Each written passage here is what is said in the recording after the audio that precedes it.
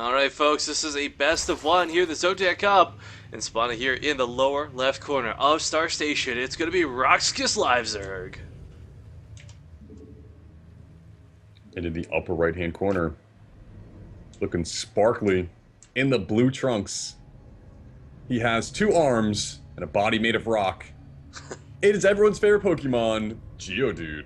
Now Doom, I already see a little problematic thing happening here for Livezerg. I don't think he knows this is cross only. He is sending his Overlord out to scout the wrong base location, and of course all versions of the map, whether it's ESL, WCS, or just regular Ladder Edition, Star Station is cross only now, so a little bit of a knowledge gap perhaps for our Livezerg player. But GEODUDE, a name that is probably unfamiliar for a lot, unless you play Pokemon. He has actually been competing in Cups recently. He played in ZOTAC yesterday. He played in the LAG Open Qualifier yesterday as well. And some funny irony was the fact that Masan almost got matched up with him after having knocked him out of the LAG tournament yesterday. Would have been a favorable position for Masan, for sure.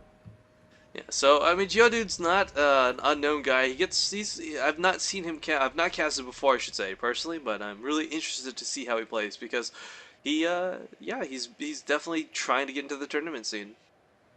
That's good. We like to see that. But he's going for an interesting build here: the Gateway followed by the Forge.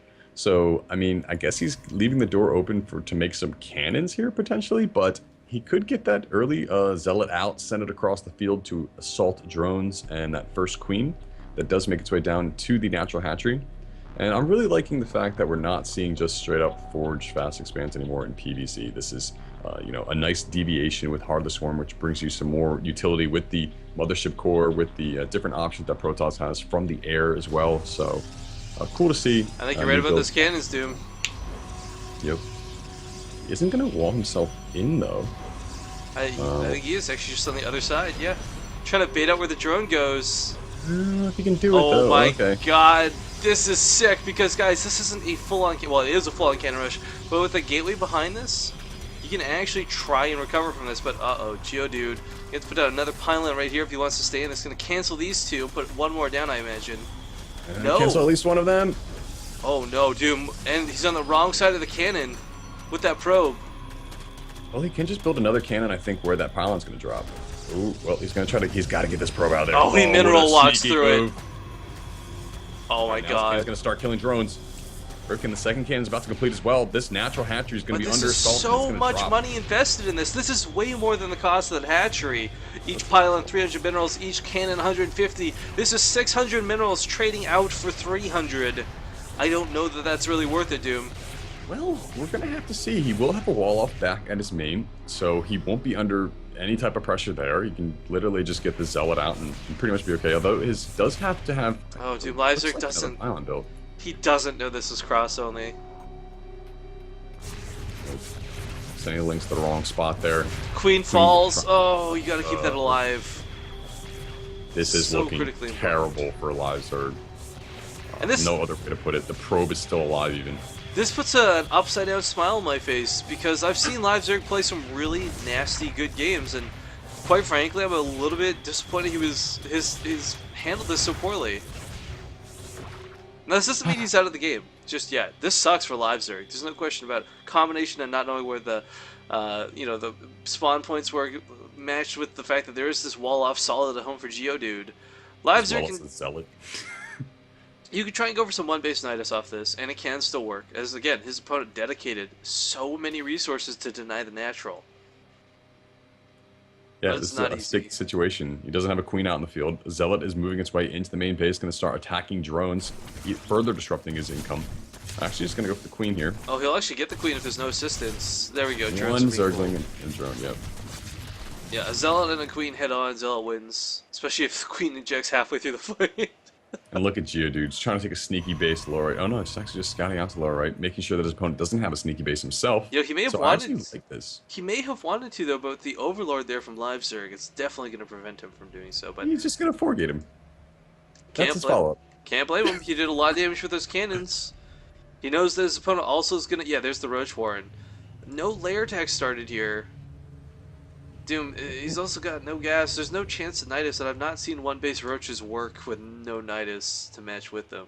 I'm a little worried for Livezerg here. his income is pretty much in shambles. I mean, he's got 22 drones to 24 probes, and he's getting his ling speed up right now. Oh, but a hole does allow him through. Not enough energy for photon overcharge just yet. We'll be able to pull probes and eventually clean this up, not before losing a couple potentially here. No, not going to lose a probe even. Wow, so there is no scale to Livezerg's build right now. He's stuck on this one hatchery. Oh, This does not increase Top left. efficiency. Sneaky Ooh, base just does go dropped that down. Yeah. But how effective will it be, Rift? I mean, he's got my God. pretty much a warping area protected by cannons. He's got a massive amount of, well, not a massive amount, but enough stalkers to handle what's currently on the field for the Zerg player. And, you know, Livezerg hasn't been able to do any economic damage to the Protoss. He's got some roaches here. He's got queens to go with this. These stalkers have got to be careful. They do. The little buddy needs to join as well. Okay, is joining the pack now. GEODUDE. Livezerg really needs to throw a spine down here as well. I mean, it's just... I know he's so resource starved right now, but...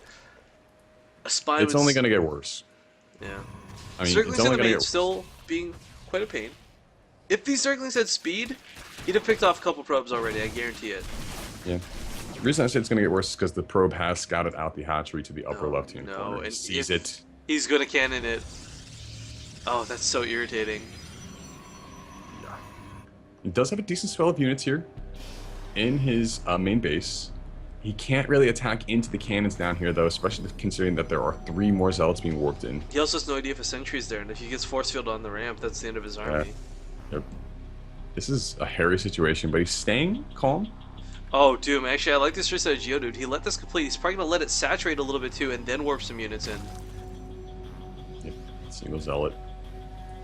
And Livezerg had to have seen the probe. He selected the hatchery when the probe was up there. He has to know something's going to be coming, but he's so desperate for minerals, I think he's willing to take the risk.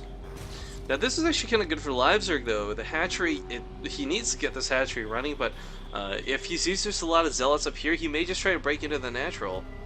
And here go the lings. Lings are going to try to flood across the map. There's a sentry and a stalker at home, though, so he can cancel the Nexus at best. Yeah, and that's going to be good. That's going to be considered a win, I think. He's trying to micro his drones and queen up to the upper left here, but there's going to be 4 zealots now. I fear this is not going to get, you know, it's not going to stay alive for much too longer in the game. He's kiting on the creep here. I don't even. But okay, Zergling's getting into the natural. Oh, the force field. Not going to trap that many units in, and with that Nexus canceled, it's a small victory there for Livezerg. Fortunately, though, he's going to taste a large defeat. Nice transfuse going down on the roaches. We'll keep him alive a little bit longer, but now he's in the range of the cannons. He's got to back up a little bit. He's just going to press forward, I think. Wow, I didn't expect him to be able to take out that force, but I guess with all this action going around the map, he's able to distract GeoDude enough to the point where he can now break out and take And his he holds the top left. Wow. Livezerg's such a good player, dude. You know what? I said earlier he's a little disappointed with the way this opened, but he is removed without a shadow of a doubt that he is actually still the same awesome Roxkis.Livezerg that I've come to know and love. Did you see that drone getting pecked away by the motion core? He used 2 warp prism, or 2 time warps to try to get the drone and prevent the drone from getting the hatchery down. But the drone, the last HP of its life, gets the hatchery down. And wow, this has actually turned into a wonderful position for Livezerg, considering he got that Nexus cancel. Yeah, if that natural wasn't canceled, Livezerg would not be in this. I mean, he's got the air to worry about now. There's a void ray on the field. Nothing he has shoots up, sadly. But I like that he's going for Burrow. It will keep and sustain the roaches alive for much longer than it should. Ooh, these speedlings. Do you get out? I say that force field, I guess, was not quite close enough to the edge. Yeah. And I guess that dancing in the upper left is going to pay off here by distracting those zealots long enough to not allow them to kill that hatchery. He's now mining off of it and looking at the incomes for both players. Significantly better for Livezerg at this point in the game. That's definitely not where GeoDude wants to be. He wanted to crush his opponent. He figured he had gotten such a large economically, he could pretty much do what he wants, but that's not the case in StarCraft 2. You need to have persistent attacks against your opponent. You need to hit your timings and not let them buy time themselves. The more you let your opponent try to do what they want to do, the worse off you're going to be in the game. But as this Voider moves over here, Rifkin, this is looking like dangerous. It is, but you know what? We got a Hydralist and follow-up to this. Roach Hydra, not going to be accompanied by Viper, sadly, but a good composition nonetheless. And, ooh, this charge up on the Spore Crawler will kill it. Livezerg needs to get some more, or at least some Hydralists as soon as he's got the building complete. This is a good decision here from GeoDude. Persistently making his units be effective on the map. Definitely what he wants to have happen. Now the Void Ray is actually going to be able to push these roaches back ever so slightly. He could alternatively just burrow them, though, and keep them all alive. I'm surprised he's not doing that. Does he really want to reveal that burrow, though? I think that's kind of like something he's... I don't know if he's actually shown GeoDude that he has that just yet, but he can definitely use that to get himself out of a sticky situation in the event that the Protoss player moves forward. Because, of course, he has no vision, no robo facility. 2 cannons is literally the only thing he has to detect invisible units. Actually, I like this too, because look at the vision here. This is where an Overlord could not safely go. The Zergling will track what's going on here outside the base, and Roaches are going to poke up in here, pick off this Stalker for free. Second Stalker will go down as well. 2 Void Rays in the top left. Doom, they're poised and ready to strike. That Spore Crawler's going to die so quickly. I said they just go for the hatchery, though. I mean, yeah, there they go. You can peck away at him, but the Hydra's going to join in too. He is going to be on a somewhat of a clock here. The Spore Crawler is going to transfuse. Burrow under. 1 Void Ray's going to drop Ripken. Spore Crawler's down. Second Queen pops out just in time. Doesn't drop it though. But man, I guess it was a mistake there to go for the hatchery then. Should have gone for the Queen maybe? I don't know. No, I don't think it was a mistake, but I think he shouldn't have. Oh, look at the burrow. 22 health. It's weird looking at Queen's Burrow too. Their heads still stick out of the ground. Yeah, they're weird. ZOTAC is just looking to be in such a good spot right now, Doom. I was seriously worried about him going out early to those cannons, but I'm not anymore. Yeah, I'm going to give GeoDude some credit, though. He has been able to make himself still a factor in this game. You know, he's not completely out of it just yet. Is going for that +1, is going for a robotics bay as well. But Livezerg's really hitting his stride right now. About to get up to 4 bases. Got his upgrades pumping with the +1 missile attacks, +1 ground carrier base. Considering he's going for the infestation pit, feels like he's going to go for swarm hosts here. Well, the other thing, too, to keep note to is GeoDude, he didn't cannon rush per se. Like, he wasn't cutting a bunch of workers to make that happen. It was just, like, cannons on top of a delayed Nexus. So he's, even from the get-go, it wasn't like it was an all-in super cheese build. It was definitely not fun for Livezerg to have to contend with, but... Oh, wow, where's the detection? Is there no... Okay, there's an observer. Now. Yeah. Yep. So he has the robo facility up, producing Colossus, and instead of going for Swarm Host, Roxkis.Livezerg is going to be going for the Hive. Now, that could open up a lot of possibilities here. Of course, it's going to allow him to advance his tech further in the game, but... Vipers. Yeah, okay, that makes sense then. Since, of course, you only need the Hive to build Vipers, and the more yoinks you can get on those Void Rays into the Hydras and on the Colossus, you'll basically just immediately take units out of the battle, which is really what the Zerg needs to do. You know, if the Zerg's able to take away your hard power-hitting units and leave just this fragile gateway army underneath, they pretty much just roll you from there. I'm still trying to fathom the fact that Livezerg is still in this game. I think it's so cool he was able to recover to the point where he is right now. I really, honestly, would not have foreseen, like, Void Rays, or sorry, Vipers, Hydras, and Roaches being the composition after what happened. I was really thinking, like, look, yeah, Cannon Rush, 2-base, Nidus, if it doesn't work, you GG's, but I'm so glad he showed me wrong. Absolutely. The patience that he has displayed here is something you just can't teach people. You just have to have that inherently to be a great StarCraft 2 player. And he's even spreading creep from that 4th base up there, Ripken. I love it.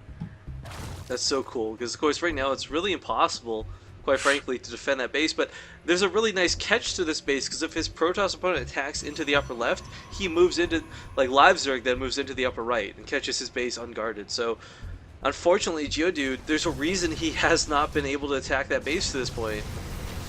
Exactly. And I mean, I know that the ability to pull the units out of the battle is pretty cool, but Blinding Cloud itself is a pretty nifty ability as well.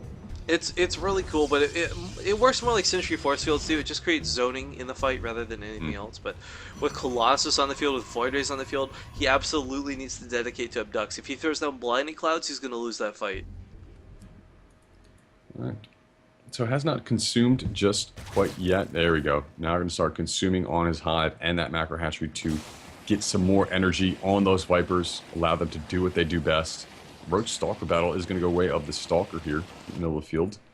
I gotta say, I love the way the new consume mechanic works. I don't know if you recall Brood War days, but you'd have to actually like, eat the unit, and the unit would disappear. You'd basically kill off your units for energy. It wasn't an effective trade, but I love the fact that you can just slowly drain from a building and regen faster, rather than having to sacrifice a whole entire unit just to get like 50 energy.